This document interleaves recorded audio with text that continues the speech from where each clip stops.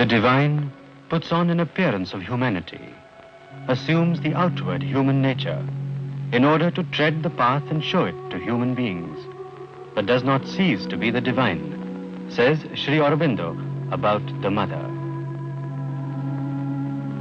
And says the master further, the mother was inwardly above the human, even in childhood. The mother's ancestors had settled down in France, coming from the Middle East. But such accounts of background would hardly explain her personality. As she said later, I belong to no nation, no civilization, no society, no race, but to the divine. I give obedience to no master, no ruler, no law, no social convention, but to the divine. Extraordinary in consciousness, she was often in a yogic pose at the age of 4. In the woods of Fontainebleau, amid trees 2,000 years old, she used to pass into trances.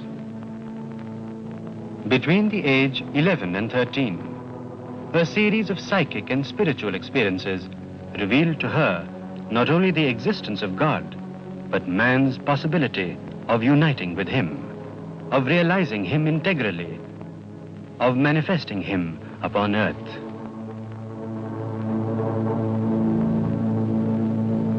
The practical discipline for the fulfillment of such a vision was given to her during her sleep by several teachers, some of whom she met afterwards on the physical plane.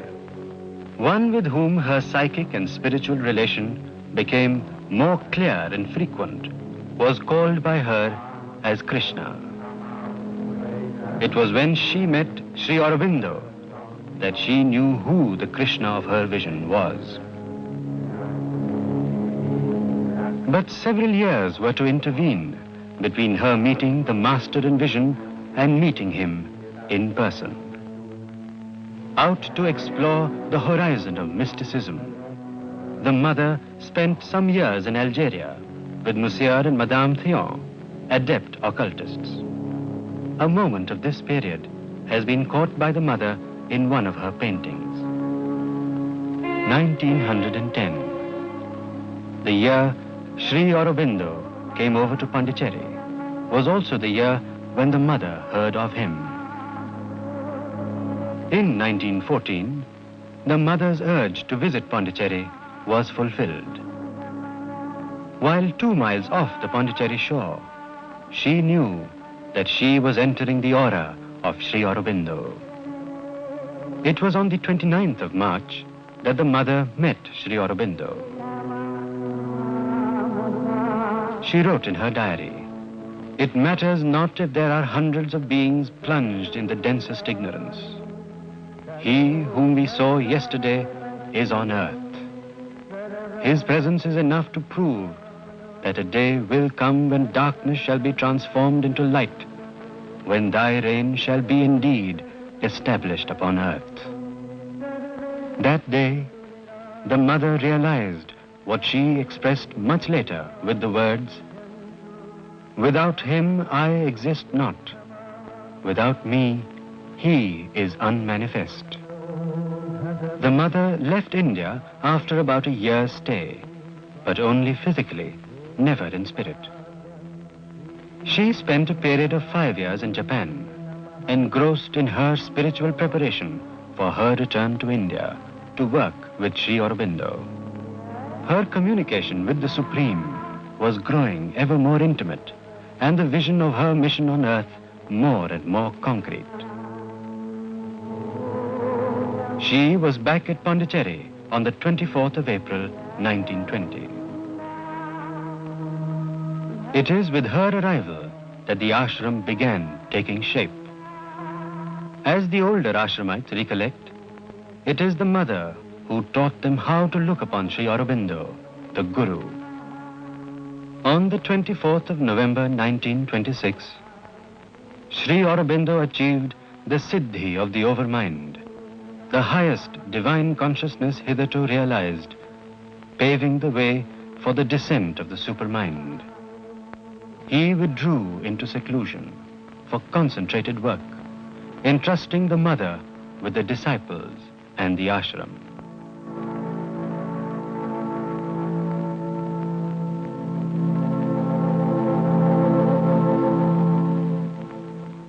Around the mother gathered children from everywhere.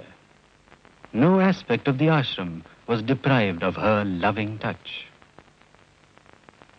The mother launched the sadhaks into the exploration of the sublime, herself watching their every step and stride.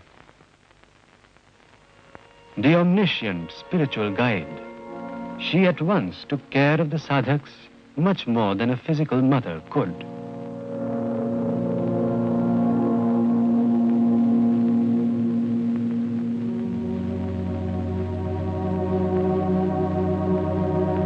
The day in the ashram began with the mother's darshan.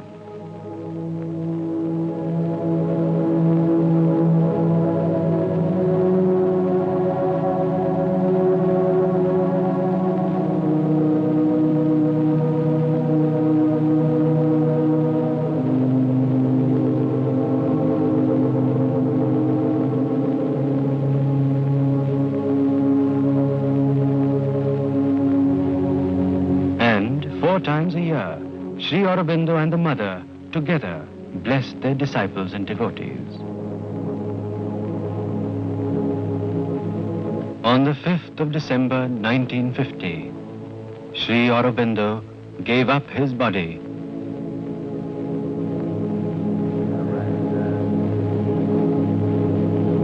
In the words of the mother, in an act of supreme unselfishness, renouncing the realization of his body to hasten the hour of the collective realization. Surely, if the earth were more responsive, this would not have been necessary. With incredible calm and compassion, the mother continued the master's spiritual work of immeasurable magnitude, without slackening her attention on the physical organization of the ashram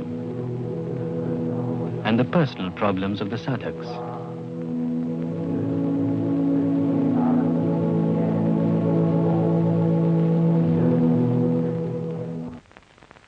Sri Aurobindo's yoga intends to transform man. The body is the base of the being, and hence the mother's emphasis on the proper physical culture.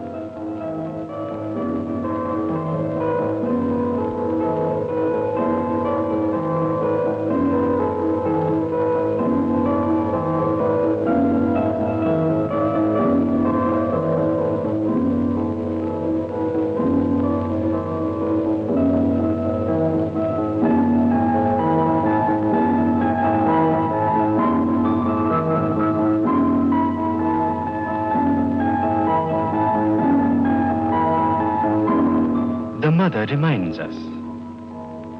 Sri Aurobindo came to tell us one need not leave the earth to find the truth. One need not leave the life to find his soul.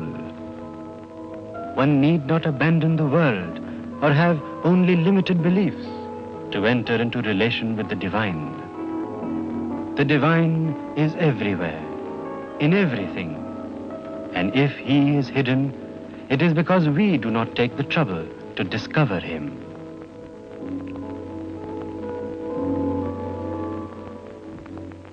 The mother's was a many-splendored life. An accomplished artist, her works remained scattered in several countries. Once, when a disciple insisted that such masterpieces should not be allowed to be lost to time, the mother tenderly disarmed him by whispering, "You know, we live in eternity." Whatever be the perfection achieved at one stage, the mother's was a call for a forward journey to new heights of perfection. She welcomed the new year with her music and message, wishing her children ever new adventures in consciousness.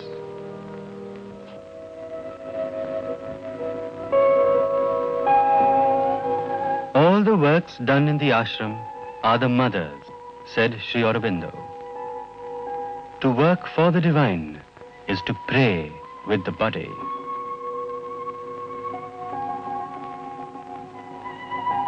The mother says, all work must be play, but a divine play, played for the divine, with the divine.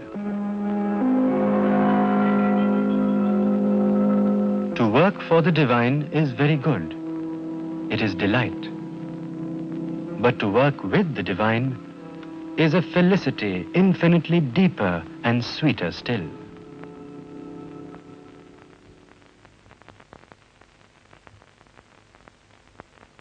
A great siddhi in the yoga of Sri Aurobindo came on the 29th of February 1956, when the supramental power manifested itself in the subtle physical atmosphere. Its impact on human life remains a matter of time. More and more people came to her, but she had time and patience for all. Her will was puissant on their nature's acts. Her heart's inexhaustible sweetness lured their hearts. A being they loved whose bounds exceeded theirs. Her measure they could not reach, but bore her touch, answering with the flower's answer to the sun. They gave themselves to her and asked no more. Some turned to her against their nature's bent, divided between wonder and revolt, drawn by her charm and mastered by her will, possessed by her striving to possess, impatient subjects, their tired, longing hearts, hugging the bonds close of which they most complained, murmured at a yoke they would have wept to lose, the splendid yoke of her beauty and her love. Others pursued her with life's blind desires, and claiming all of her as their lonely own, hastened to engross her sweetness meant for all. Although she leaned down to their littleness, covering their lives with her strong, passionate hands, and knew by sympathy their needs and wants, and dived in the shallow wave depths of their lives, and met and shared their heartbeats of grief and joy, and bent to heal their sorrow and their pride, lavishing the might that was hers on her lone peak, to lift to it their aspirations' cry. And though she drew their souls into her vast, and surrounded with the silence of her deeps, and held as the great mother holds her own, only her earthly surface bore their charge, and mixed its fire with their mortality. Her greater self lived sole, unclaimed, within.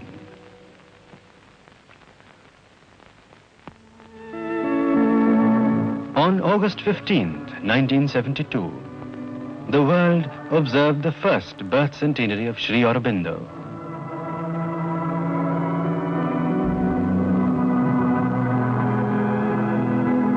One step more towards eternity was the mother's message.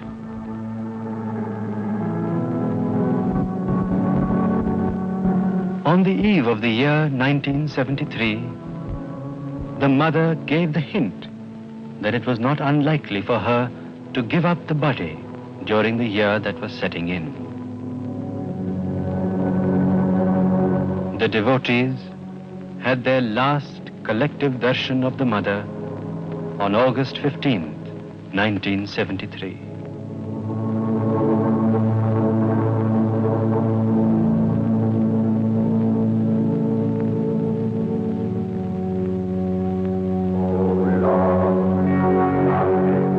On November 17th, the mother gave up her body.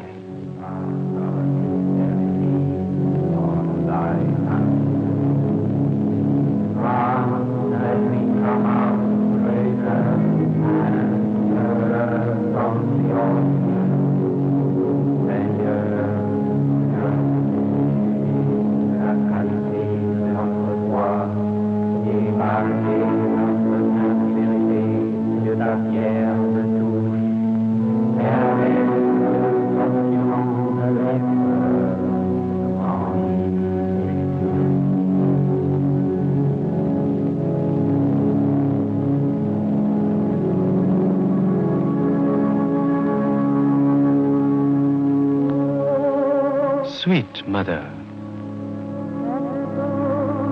your physical body belonged to the old creation because you wanted to be one with your children. You wanted this body to uphold the new body you were building upon it, and it gave you the service you asked of it. You will come with your new body. Your children's, the world's call and aspiration, love and consecration are laid at your feet in gratitude.